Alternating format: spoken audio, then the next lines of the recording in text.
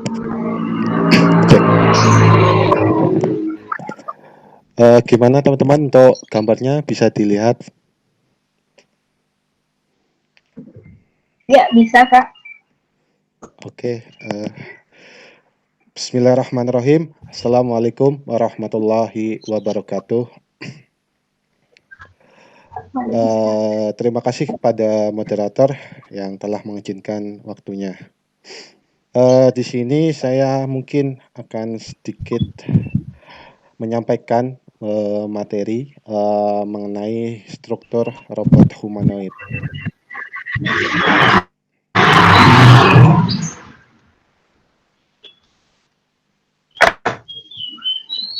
Mungkin di sini kita tahu bahwasanya robot humanoid itu mirip halnya dengan manusia dari segi strukturnya.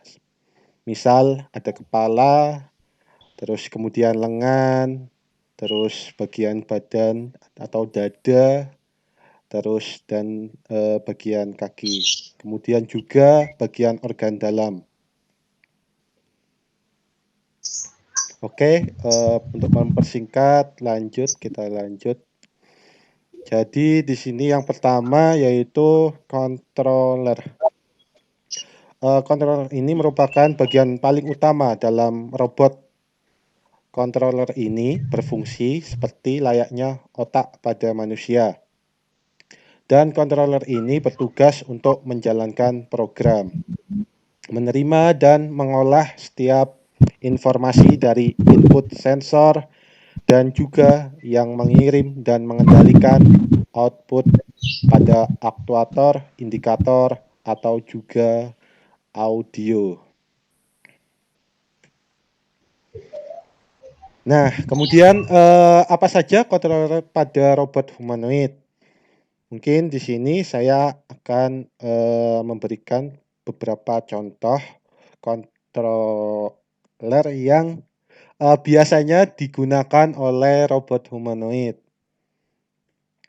Untuk yang pertama, mungkin teman-teman yang lama juga nggak asing dengan CM530.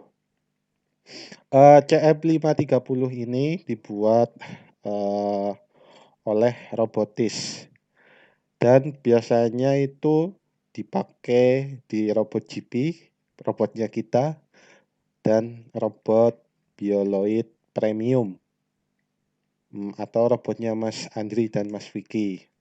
Nah, itu menggunakan CM530. Nah, pada CM530 ini terdiri dari beberapa bagian. Pertama, bagian untuk PC link-nya atau mini USB. Jadi untuk menyambungkan CM-nya ke PC atau komputer. Kemudian untuk kabel jack-nya ini kabel jack, jadi untuk daya. Terus ini bagian konektor untuk baterai. Terus ini bagian untuk konektor dynamic cell servo.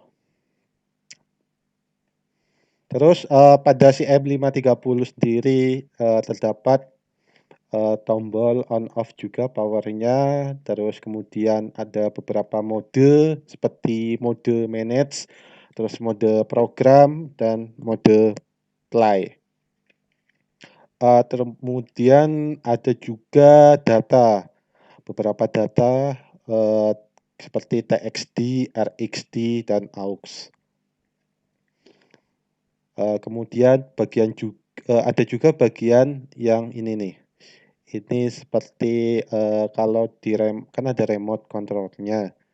Kayak misal untuk up itu maju, down itu untuk ke bawah, terus L itu left untuk ke kiri, R itu right untuk ke kanan. Kemudian CM510. CM510 ini versi lamanya dari CM530. 530. Dan mungkin teman-teman bisa lihat sendiri ini hampir sama dengan si M530. Cuman di sini ada yang membedakan, yaitu pada PC link-nya. Jadi pada si M530 untuk PC link-nya itu kabelnya itu mirip kabel USB, cuman versi yang kayak itu loh, apa, Arduino itu yang nyambung ke Arduino, kayak gitu. Jadi lebih besar dikit dari kabel USB biasa.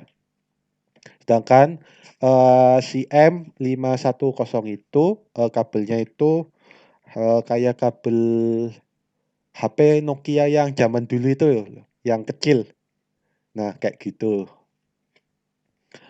Terus kemudian untuk baterainya masih sama, terus portnya juga masih sama. Lanjut. Kemudian selanjutnya yaitu si M5. Si M5 ini merupakan controller dari robotis yang lumayan lama sebelum dari si M510 dan si M530.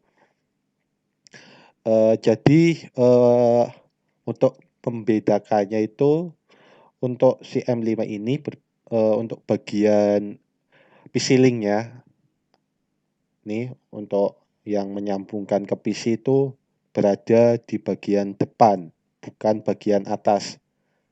Ini. Dan ini juga bisa sih ke atas. Ini bisa. Terus on off-nya juga bagian atas. Sedangkan untuk si M yang sebelumnya itu pada bagian depan.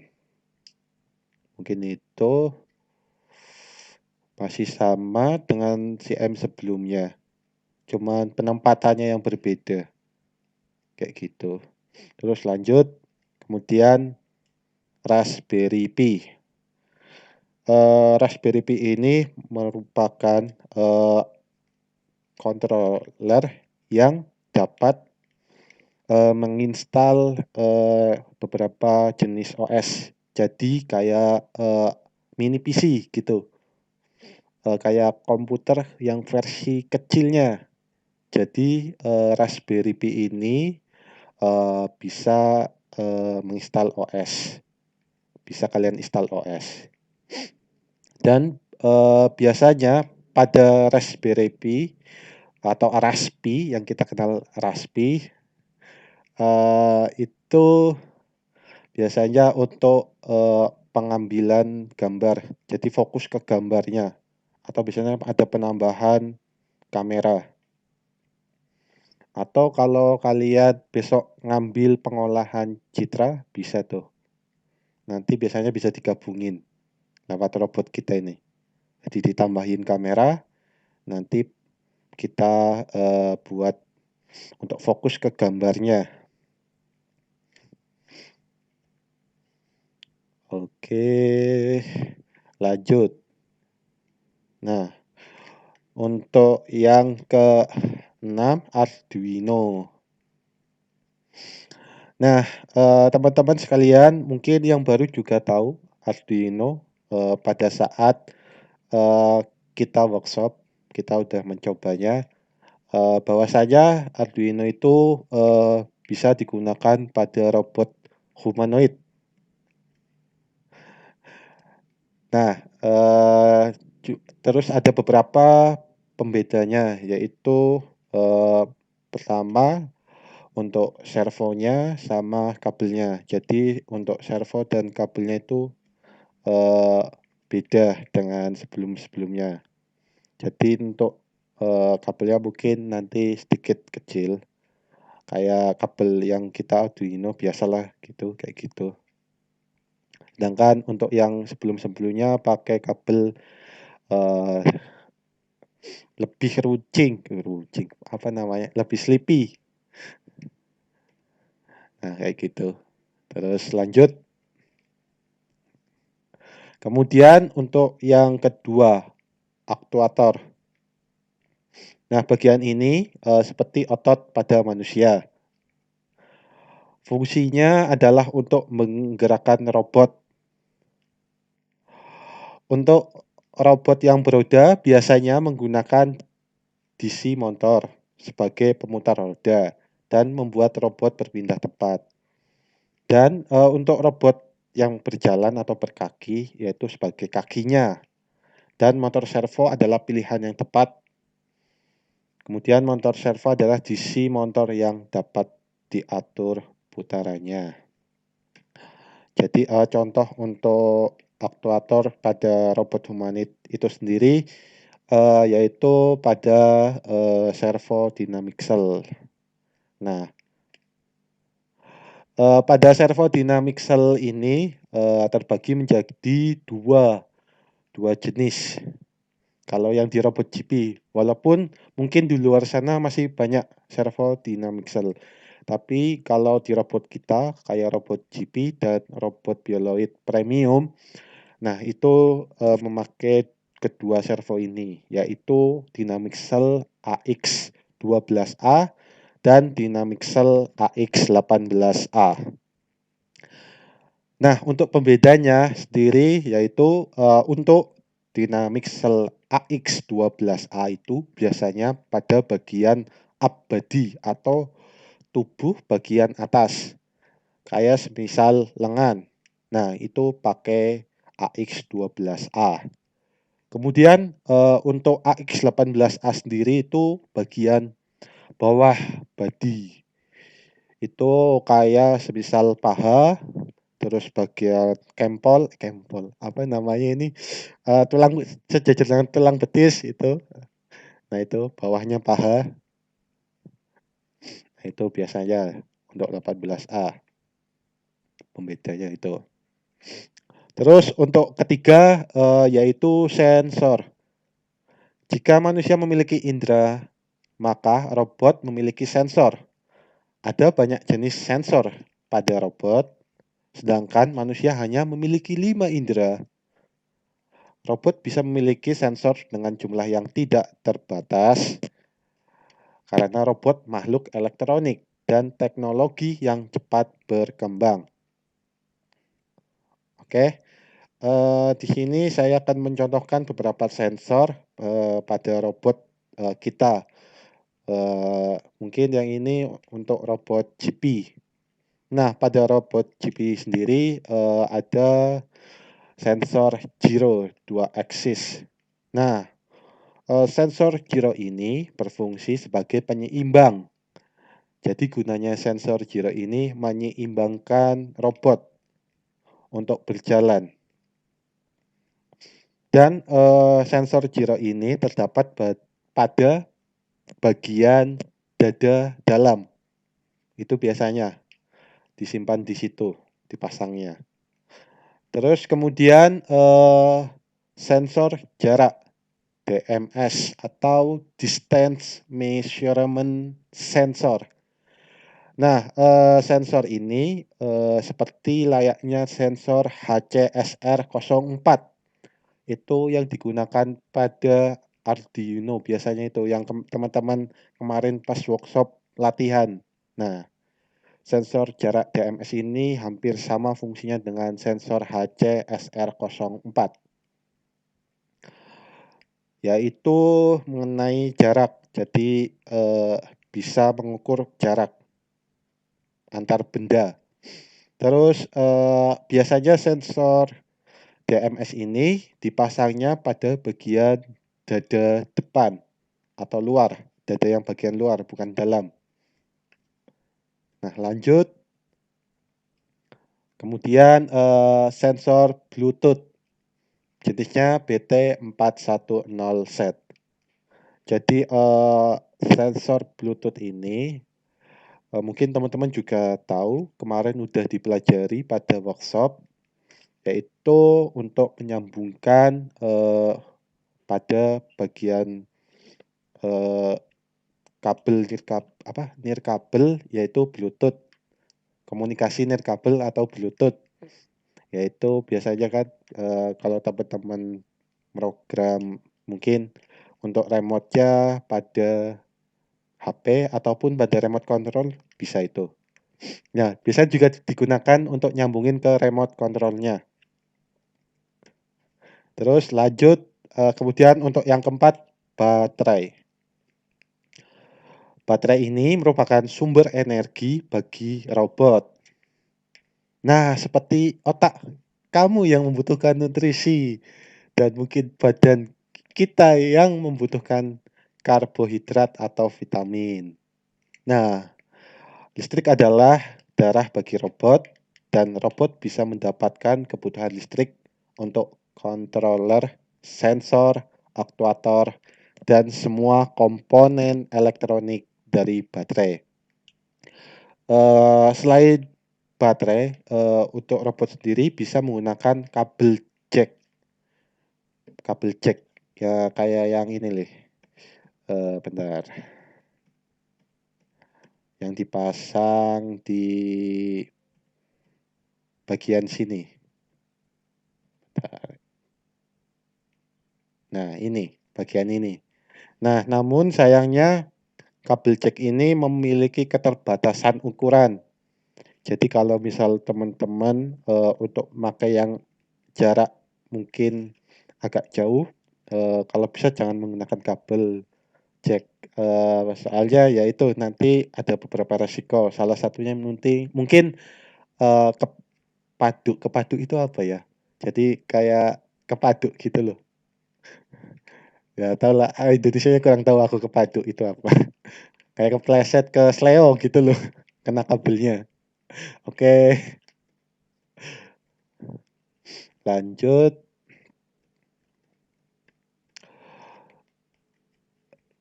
Ini baterai, kemudian untuk yang kelima yaitu kabel. Nah, jika sebelumnya baterai seperti darah, maka kabel ini seperti urat, jalan mengalirnya darah pada setiap komponen pada robot dan juga sebagai saraf yang menjadi jalan data untuk input dan output. Jadi kabel ini berfungsi seperti itu. Jadi untuk menyalurkan antara servo satu ke servo lainnya atau dari CM-nya atau controllernya menuju para servonya atau sensor. Ini kabel. Kemudian yang keenam yaitu frame. Frame sebagai tulang yang menyangga antara servo pada robot. Juga yang membentuk robot menjadi berbagai macam dan penunjang penampilan robot.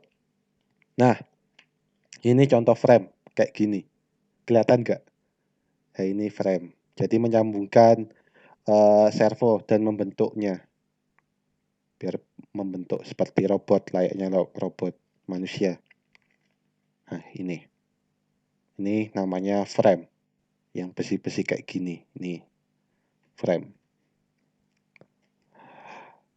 Terus kemudian body atau badan.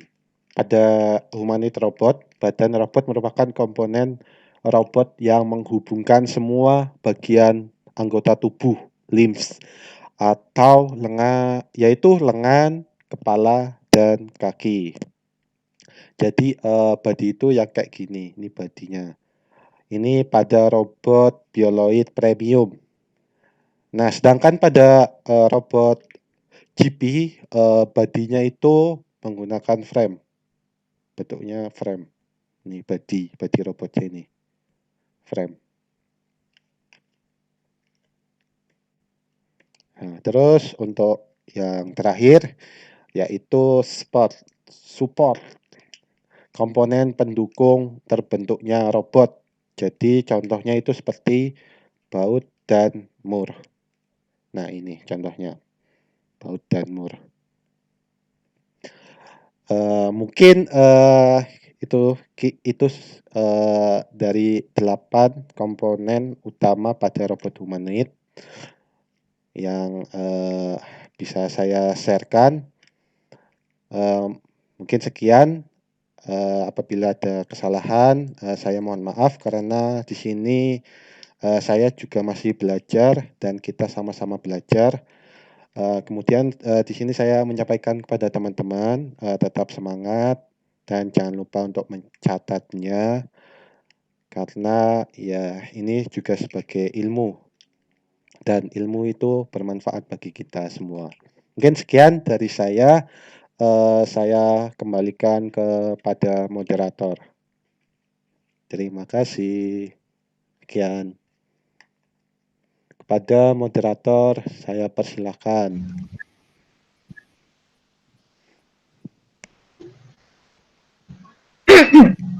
Oke, terima kasih kepada Kakak Aditya Bayu yang sudah menyampaikan materi mengenai